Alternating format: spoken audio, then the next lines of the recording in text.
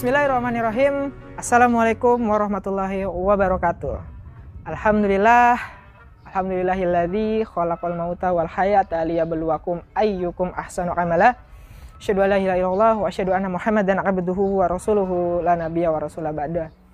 Sahabat perisai umat yang senantiasa dimuliakan Allah Subhanahu wa taala, alhamdulillah izinkan pada kesempatan yang berbahagia ini izinkan Al-Fakir untuk sharing terkait materi yang insya Allah tidak kalah penting dari pemateri-pemateri sebelumnya.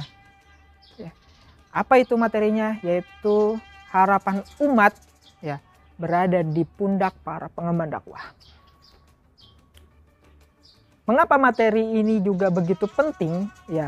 Karena kita ketahui sahabat perisai umat bahwa akhir-akhir ini itu kemaksiatan sungguh merajalela di negeri ini.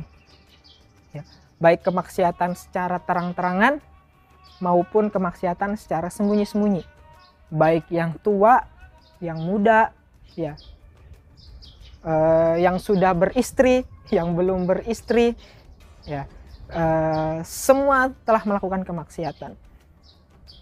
Apa saja contoh kemaksiatan yang terang-terangan? Contoh kecil yaitu adalah aktivitas berpacaran bagi pemuda-pemudi.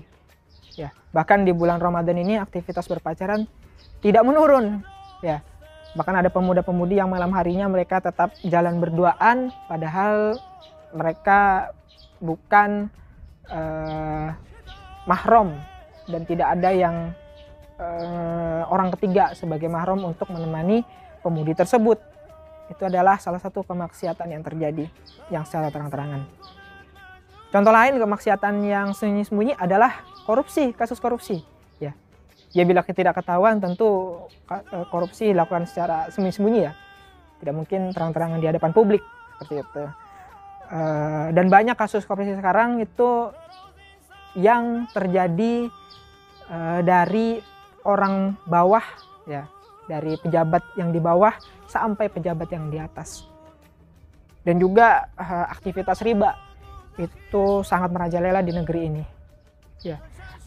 Baik secara perorangan maupun secara sistemik. Nauzubillah min zalik.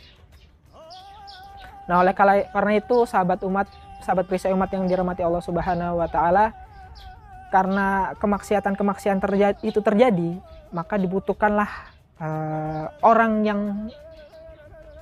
secara ikhlas menasehatin umat muslim lainnya yang terjerumus dalam kemaksiatan tersebut.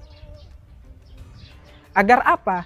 Agar bumi ini atau negeri ini tentunya itu menjadi negeri yang diberkahi. Sebagaimana Rasulullah SAW bersabda dalam hadis riwayat Al-Bukhari, beliau mengumpamakan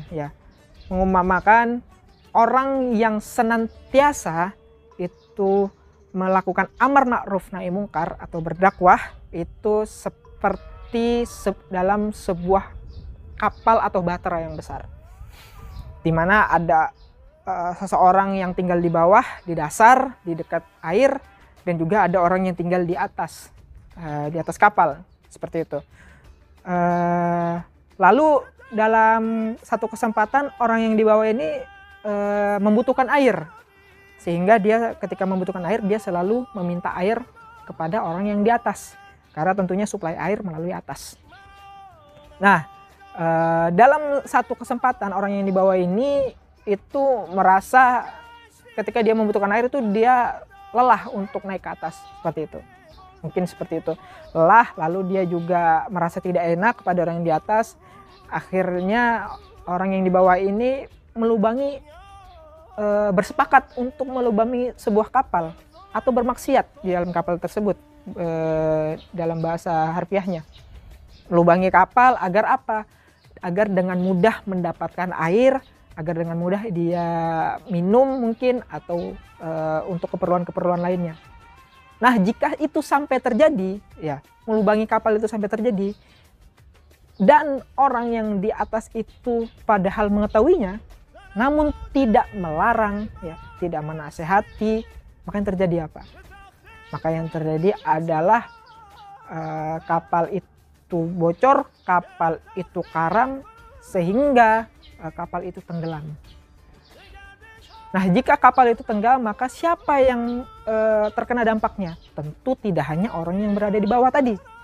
Tentu juga ada orang yang di atas tadi terkena dampaknya. Ya begitulah sahabat perisai umat yang senantiasa dirahmati Allah Subhanahu wa taala.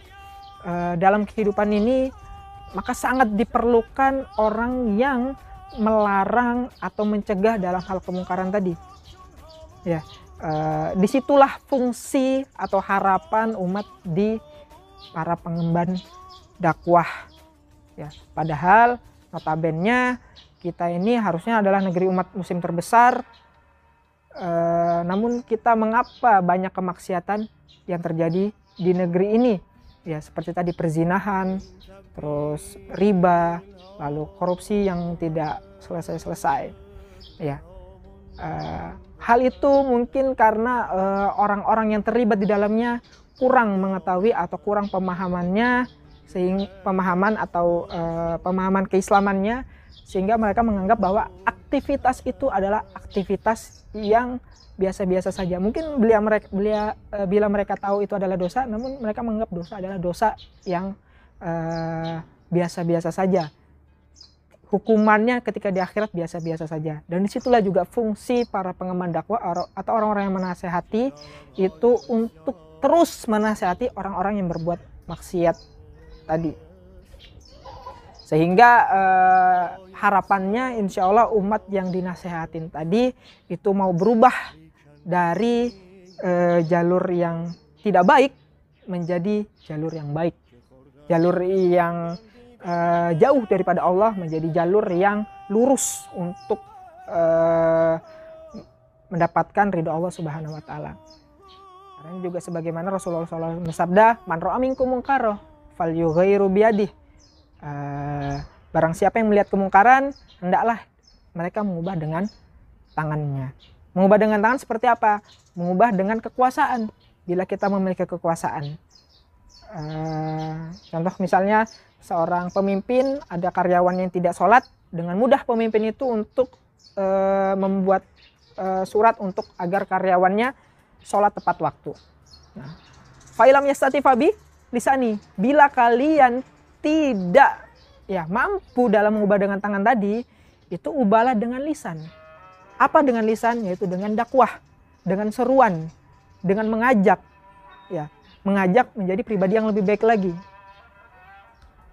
Fa'ilam yastati fabi qalbi. Bila kalian tidak mampu, ubahlah dengan hati. Wadzalikal aful iman. Maka itu adalah lemah iman.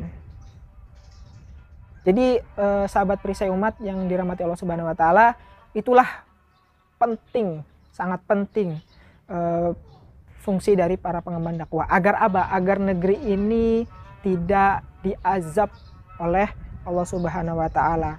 Karena apa? Karena jika negeri ini banyak yang membiarkan kemaksiatan-kemaksiatan tadi, itu pasti Allah akan menurunkan azabnya. Sebagaimana dalam sabda Rasul juga, jika zina dan riba itu telah merebak di suatu negeri, maka pasti negeri itu telah menghalalkan azab Allah untuk menimpa negeri tersebut. Nauzubillah min zalik.